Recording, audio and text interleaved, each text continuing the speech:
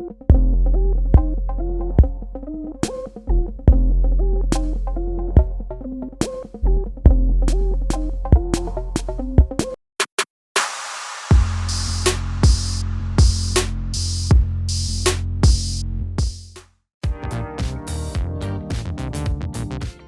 going to be using the following materials and tool for this bomber jacket project. I already have a separate video dedicated to the pattern tutorial for this jacket, and I'm going to be linking that in the description box. I've also gotten myself some pins as well as a zip. I'm going to be using an open-ended zip, not the zip I'm showing you right now, but something like this. So this is a long open-ended zip that's 71 centimeters long, and what that means is that you can open the zip at the end and sort of close it back up again, and it has this lovely brass metal teeth compared to the one I showed you earlier on. So I'm going to also be using this print material that I used, I believe, last year for my palazzo pants, and I'm using a total of 2 meters. You also be needing some black stretchy jersey to make the collar, cuffs and hem of the bomber jacket. I used about 1/2 meter for this project, and that was more than enough. I'll also be needing some black lining. I got about 2 meters just in case I needed more. I'll also be using this off black denim material that has a little bit of stretch in it for the side and yoke panels for this jacket. And the last thing here is interfacing, which I'll be using to fuse the front and back facing for this jacket. Now on to cutting the actual pieces for the jacket. I'm going to be starting out with the jersey pieces, and the first one here is the collar piece. So I folded my material on the bias twice. So I folded it once and folded it again because I want 2 folded edges, one along the back and one along the side of the collar. So this is a pattern piece here, and I folded the fabric on the bias because the pattern has to be cut on the bias, but I made the pattern too big by 2 centimeters. Because the material is stretchy, you want to cut the pattern, or you want to cut the piece a little bit smaller than the actual dimension, because the fabric is going to stretch out to the real neckline of the jacket. So I just shifted the pattern out by about 2 centimeters, and even after sewing the jacket I realized that it was still a bit too big, but it was better than it would have been if I had used the original pattern the way it is. So I'm just going to cut out my collar piece as well as nip my notches, which is the shoulder point. And when you open up this piece like this, you're going to have one piece for the collar, which goes from the front all the way to the back, and because you've cut it on the bias, it has a nice stretch and sits comfortably on your neckline. The second jersey piece I'm going to be cutting is the waistband, and in the pattern video I only made the pattern for half of the front, but we need a waistband that would go from the front all the way to the back and wrap around your waist. So I doubled my front waistline instead of just cutting half of that front, and I'm cutting it on a fold, so by the time this is opened up we have enough jersey to wrap around your waist. I always suggest testing the jersey that you work with before actually making the pattern, because then you know how much stretch the jersey has and you can easily correct your pattern before cutting it in your actual material. So in here I'm just going to cut my other pieces in the main print. I'm cutting my facings, I'm cutting the denim pieces, and just cutting around the neckline of this particular piece here, not forgetting to mark my notches using my tiny scissors. So once I'm done marking the notch on this one, I'm going to go ahead and cut out the other piece as well as my lining pieces for my front, my back and the sleeve of the jacket. Once I've cut out all my piece, I'm going to go in and mark all my notches on my sleeve, on my actual front and back panels of the jacket, because when it's time for me to put things together, I sort of know what fits to each other, and because the front has a few panels as well as the back, it's just easier to connect things together when there are notches indicating where they should go. So these are all of my pieces out. I have my pockets, which I would be needing a pair for each side because you need to make a pocket bag. So I've also cut my facings, which I've already fused the interfacing on the wrong side of the material so it's nice and stiff. I also have my front panels, which sit on the center and where the zip would be. I have my bottom back pieces. I also have the denim piece, which sits on the top as the yoke of the jacket, as well as the other pieces I'm going to be needing to make this bomber jacket, come to life. I've also cut out my sleeve in such a way that we have these lines going across the elbow. That's one of the things I like about working with prints. You can just have fun with them in such a way that you have cool dimensions on certain parts of a garment. So I've also cut my lining pieces, I've notched them as well, and they are ready to sew. So the things on the left hand side of the screen, starting here, is the back facing, which I have fused with interfacing as well. I also have my collar piece, which folds like this and goes around the neck and sits beautifully sort of this way. I also have my waistband down below here, which is twice of my front and not just half of my front like I did in the pattern video. If you haven't seen that video already, I suggest you go check it out, and this would make more sense to you. I also have my jersey cuffs, which I'm going to be folding like this to make that nice clean cuff that sits on the wrist of a bomber jacket. So the first thing we're going to start out with is the pockets, and is the front inseam pocket of the jacket. And you know the front has two separate panels on each side, and the pocket is going to sit in between those seams. So I'm just putting right sides together of the pocket panels against the front panels like so. And because I've already notched where the pocket is supposed to sit, I don't have to think too much about it. I just align the edge of the pocket bag with the notched point and stitch it up like so. So sewing on a 1 centimeter seam allowance, I'm just joining this side of the pocket bag to this side of the front panel, and I'm going back in with a 0.3 centimeter top stitch to just keep it inside of the seam.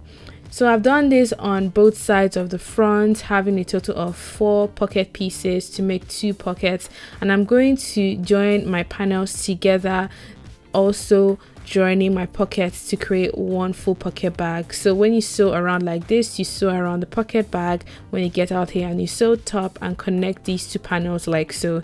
So I've pinned together my 2 panels, and I'm going to go ahead and sew them together, starting with this one right here.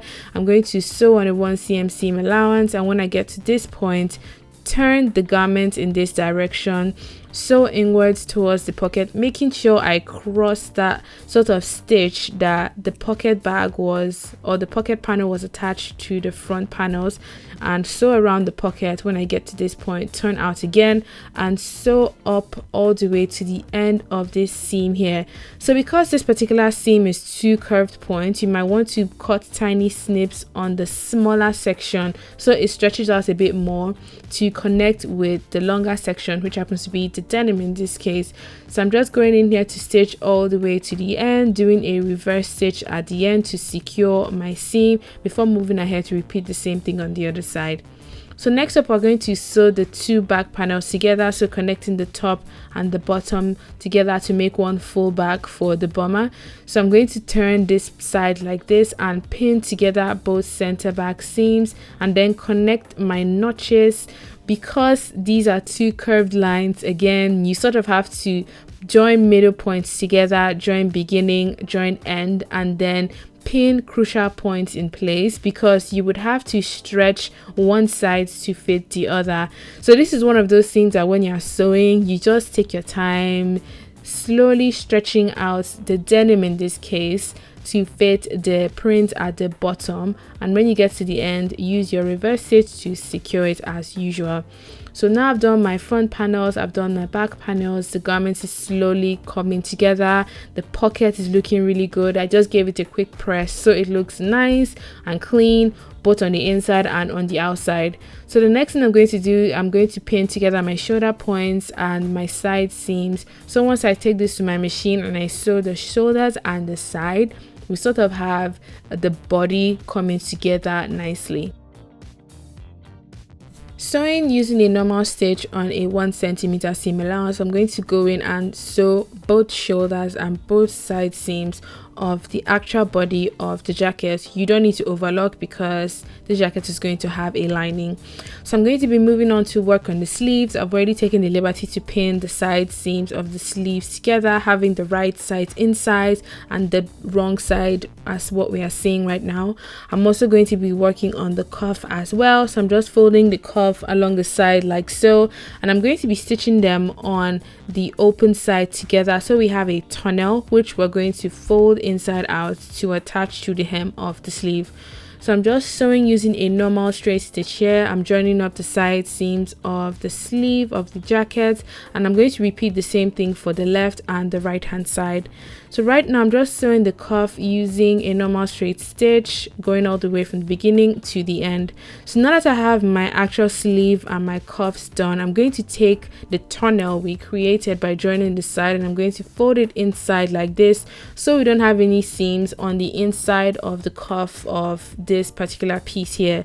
So once I have matched the side seams together on both cuffs, I'm going to turn the sleeve inside out because I just find doing it this way to be a whole lot easier.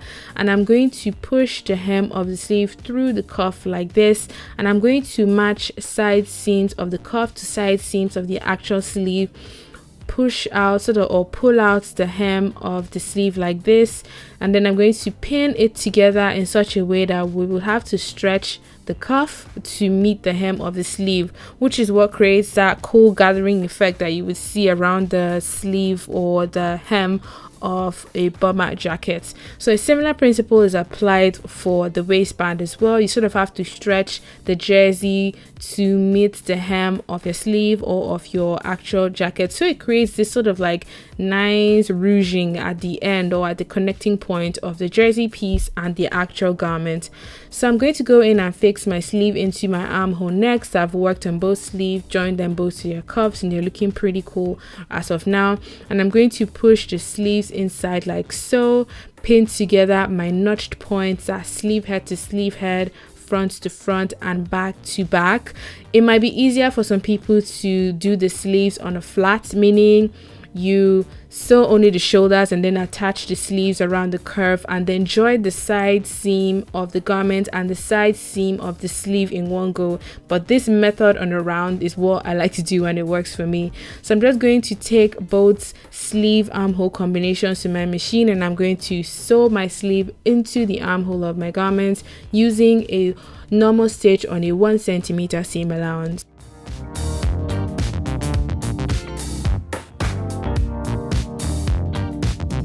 So we are halfway through with the main outer shell done. This is what it looks like right now. I just gave it a quick press to relax the seams of the front and the back panels. As you can see, the pocket is looking really nice and neat. All the top stitching we have done is paying off. The cuff looks really good, a bit big I would say, so I suggest you make yours 1 or 2 centimeters smaller so it looks and fits a bit more snugly on your wrist. The back looks really nice and clean. I'm glad I decided to incorporate this sort of yoke design on the back because it just gave it something extra compared to just having a simple one-piece back panel.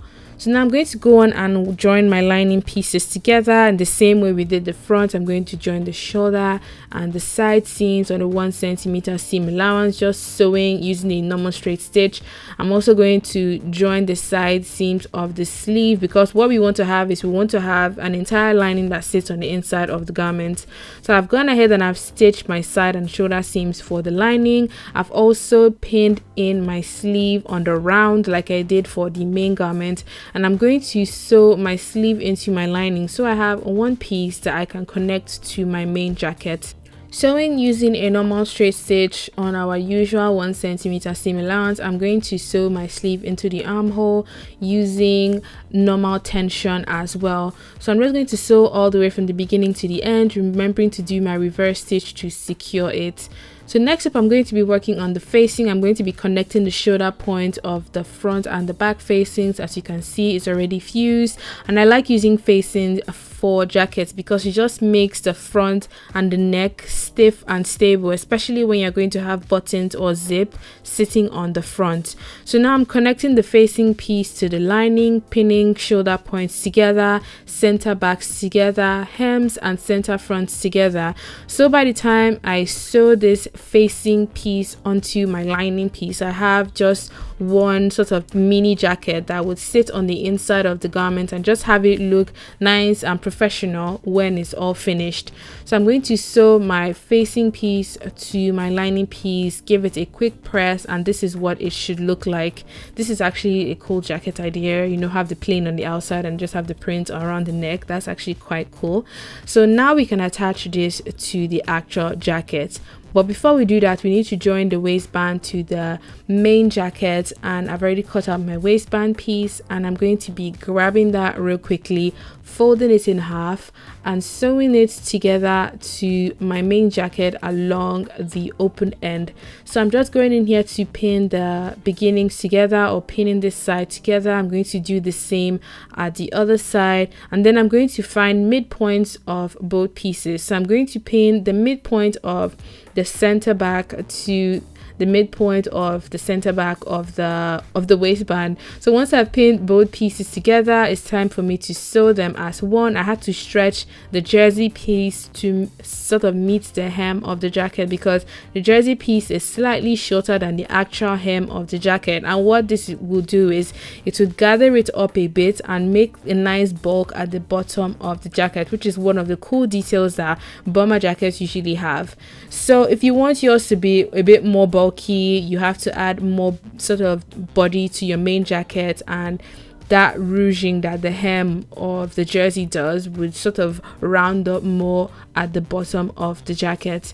So I'm just going in here to pin my zip along the center front. It's the same way I attach my zips, just pin both tapes to the two sides of the center front, and I'm going to be sewing the zip tape on the left and on the right hand side to the front panels of my jacket. So I'm just using my zip footer here and sewing on a normal straight stitch using a 1 centimeter seam allowance, joining my zip to the front of the bomber. So once that is done, I'm going to overlock the front seams, especially along the jersey band, because then that will just have the bottom area looking really nice and clean. So this is what the front panel looks like right now. You can do a top stitch to secure the zip to the front panels, but I was like, it looks fine like this, so I'm just going to leave it this way. So once that is done, it means that we can proceed to attaching the collar as well as the facing and lining piece. The first thing we need to do when attaching the collar is to leave the zip open like this, because you want to trap the two sides of the zip inside of the collar panel. So I'm pinning together the center backs, the center front, as well as the shoulder points of the collar to the neckline of the jacket like this. And because the collar is smaller by 2 centimeters, we'll have to stretch the collar to fit the neckline of the actual jacket piece. So once you pin the crucial points like so, I'm going to go ahead and sandwich the collar in between the lining and facing piece. So with one continuous stitch, you can join the center front neckline, back, as well as the other sort of front panel of this jacket, and you would get everything in just one continuous stitch instead of attaching the collar first and then going back in to attach the facing along the neckline. So now that I've pinned everything in place, I'm going to take this to my machine and sew with one super long stitch, starting from one side of the front all around the back to the other side of the front as well. So I'm starting from this side of the front here. I'm sewing all the way up, and when you encounter the point where the zip head is, what you do is you raise the foot, you push the zip downwards, and then continue sewing until you get to the neckline point here. So what you do is you leave your needle in, you raise your footer, and then you turn the garment to sort of face the neckline direction, and then we can start attaching our collar in between the facing and the main jacket along the neckline. So as you sew, you need to slowly sort of pull the collar piece to fit every point with those sort of pinned notch points in place. The collar should hopefully sit nicely into the neckline of the jacket. So when you get to the other side like this, what you do is you leave the needle in, you turn the garment again to face the front like this, and then you just sew all the way down till you reach the end of the other side of the front. Once that is done, I'm going to turn this inside out to reveal our collar piece, And because we joined our face into our lining, we don't have to think too much about putting the lining afterwards. I'm just going in here to cut the extra zip tape as well as that corner point where the zip and the necklines meet, so that front of the jacket doesn't have a lot of bulk. So I'm just pulling out my collar to see how it fits, to check the zip and everything else, and everything looked nice. The only thing I was not happy about is I felt my collar was still too big. I don't know if it's just me, but I feel like if I'm going to make the jacket again, I'm going to make my collar piece even smaller, because when I tried on the jacket, the collar felt a little too big around the neck. The next thing we need to do is we need to join the hem of the actual jacket to the facing and the lining piece. So I'm just firstly going to pin them together like so before taking it onto my machine to sew. So you have to sort of turn this on the outside, the wrong side again, because you have to pin it this way. So you have to pin it in such a way that when you sew the lining onto the actual garment and turn it inside out, you don't see a seam along the hem of the jacket. So the same way you have to sort of pull the jersey to meet the hem of the jacket, you sort of have to pull the jersey to meet the hem of the lining as well. Remember to pleating that excess 2 centimeter on the center back, and remember to leave a hole that is about 4 to 5 inches wide, because you want to be able to turn this thing inside out to see the right side of the jacket. So I'm just putting on chalk marks here so I don't forget to leave that hole open. So I'm just going to take this to my machine and slowly, ever so slowly, sew it from one side to the other using a normal straight stitch on a 1 centimeter seam allowance.